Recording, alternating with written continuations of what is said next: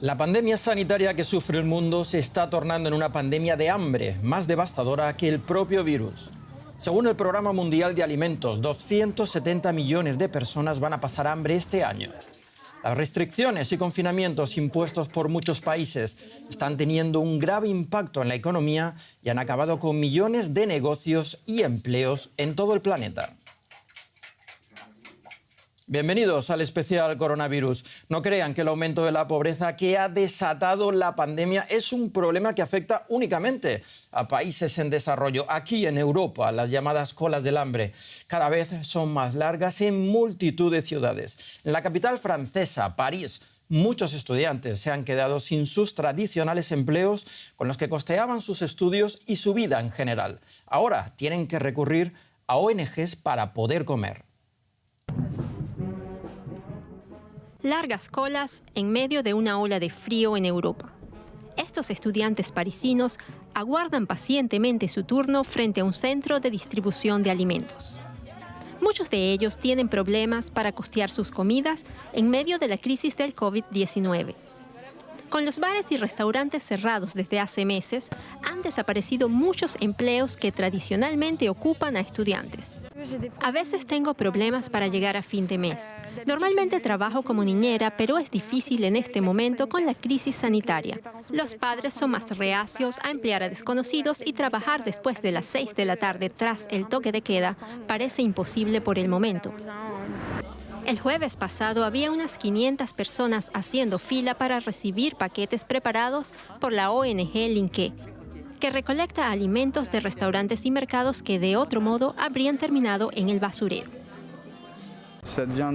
Hoy en día es más complicado alimentarse. Por ejemplo, tengo problemas con las ayudas a la vivienda. Ha habido una reforma que me ha privado de casi 100 euros al mes, así que he tenido que recurrir al Linky, ya que es un momento difícil y estoy tratando de arreglármelas.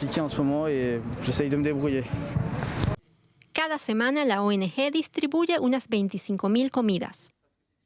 Somos testigos de la dramática situación en la que se encuentran los estudiantes. Lo percibimos cuando hablamos con ellos, así como a través de todos los correos electrónicos que recibimos, que están cargados de mucha angustia. Tenemos estudiantes que no pueden permitirse un ticket de metro para venir a buscar la comida. Se encuentran en una situación catastrófica y queremos ayudarlos y responder a esta situación.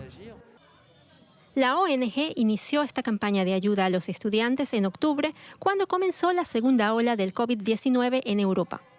A pesar de que el presidente francés Emmanuel Macron prometió a todos los estudiantes universitarios 2 comidas al día por 1 euro, muchos tienen dificultades para salir adelante en una Francia paralizada por la pandemia. Y para saber más sobre los efectos de esta pandemia en Francia, conectamos con la periodista Diana Jayón en París. Saludos, Diana. ¿Cómo está afectando la pandemia a la economía gala?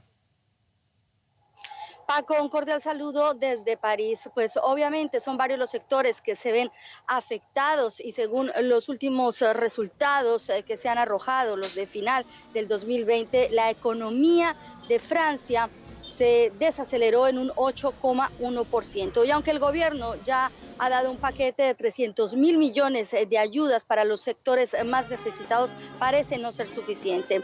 Lo que tiene que ver con el turismo y también con los restaurantes que ya cumplen casi 6 meses cerrados, son obviamente olas de problemas económicos que se desatan día a día y que afectan a su vez a otros más sectores. También el desempleo ha tocado una cifra de techo de 3.800.000 personas en Francia que al día de hoy no tienen ningún empleo. Increíbles las cifras. Y el presidente francés Emmanuel Macron ya anunció una medida para que los estudiantes puedan comer por tan solo 1 euro. Cuéntanos. Sí, hace unos días el presidente francés anunciaba una batería de ayuda para los estudiantes después de ver estas colas que le han dado la vuelta al mundo, porque muchos de ellos están, inclusive estos jóvenes, pidiendo a los supermercados que les dieran aquellos alimentos perecederos que no se habrían logrado vender en los días de sus fechas límites. Así que en este momento los restaurantes estudiantiles están ofreciendo 2 comidas al día por tan solo 1 euro a los estudiantes. Algunos incluso dicen que no es suficiente esta ayuda. También ha dado un cheque psicológico, es decir, una ayuda psicológica, una asesoría para estos jóvenes jóvenes, muchos de ellos en depresión porque son personas que estaban manteniéndose acá y sus estudios con trabajos de medio tiempo o trabajos informales que obviamente debido a la pandemia se han acabado. Así que la situación en este momento es muy grave realmente para estos estudiantes. Las ayudas parecen no ser suficientes hasta el momento. Gracias, Diana Jayón, desde París. Un gusto estar con ustedes.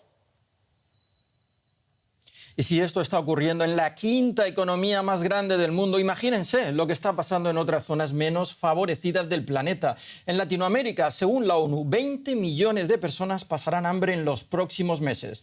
En muchos lugares han tenido que recurrir a estrategias de alimentación no vistas desde tiempos de guerra o conflictos, como las ollas comunes.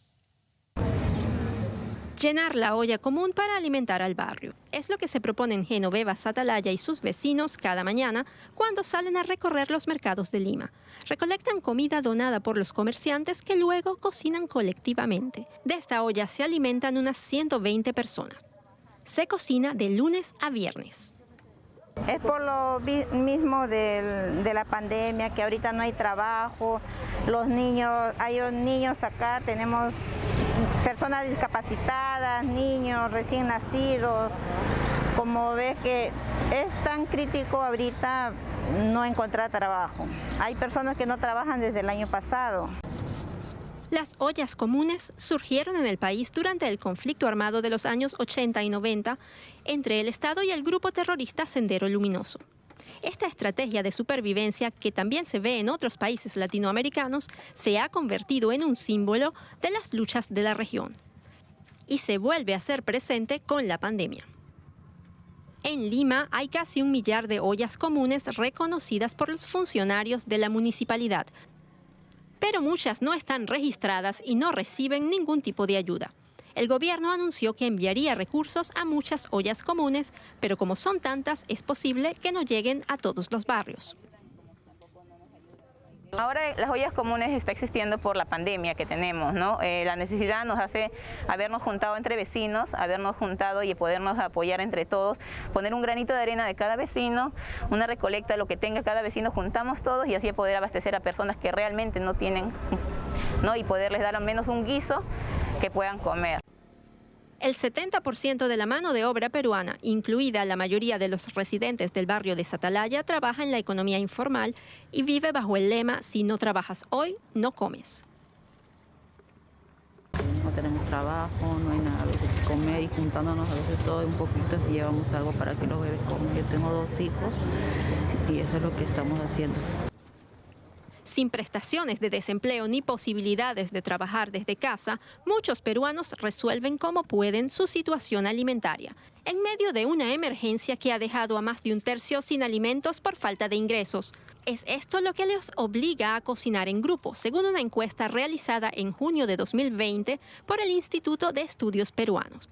Y están lejos de ser una excepción, pues Naciones Unidas estima que en América Latina unos 20 millones de personas pasarán hambre.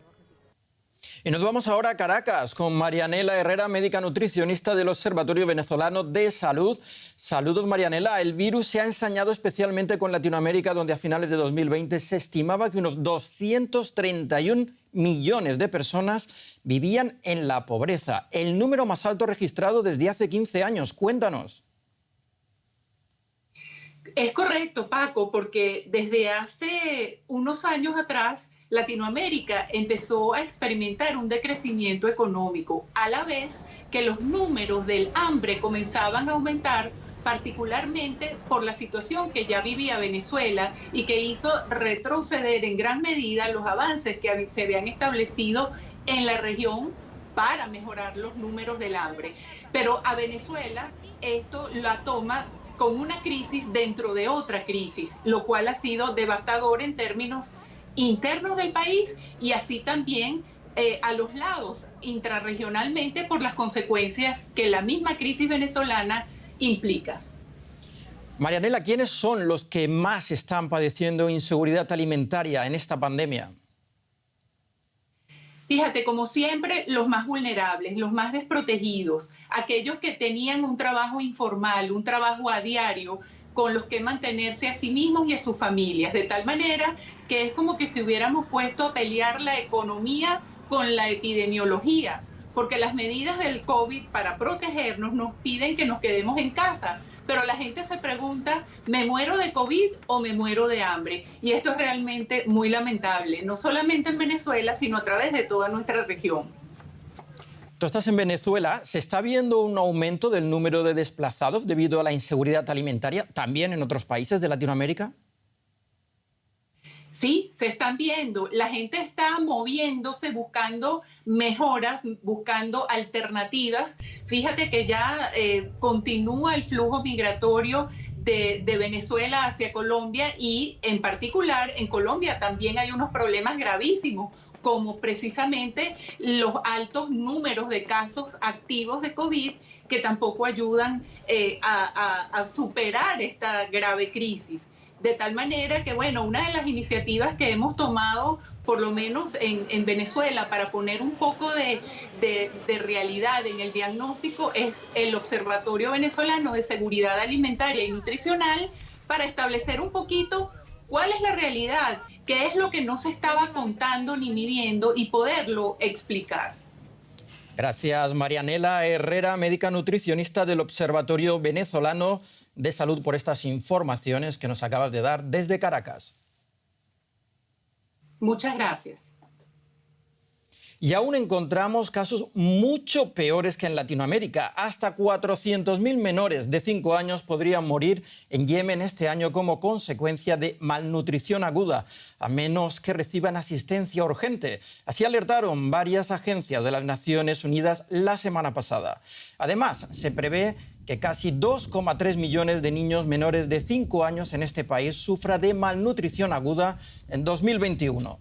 La situación, que ya era precaria desde que comenzó el conflicto armado, se ha agravado por el impacto de la pandemia de COVID-19, que ha absorbido los ya escasos recursos del pobre sistema de salud yemení.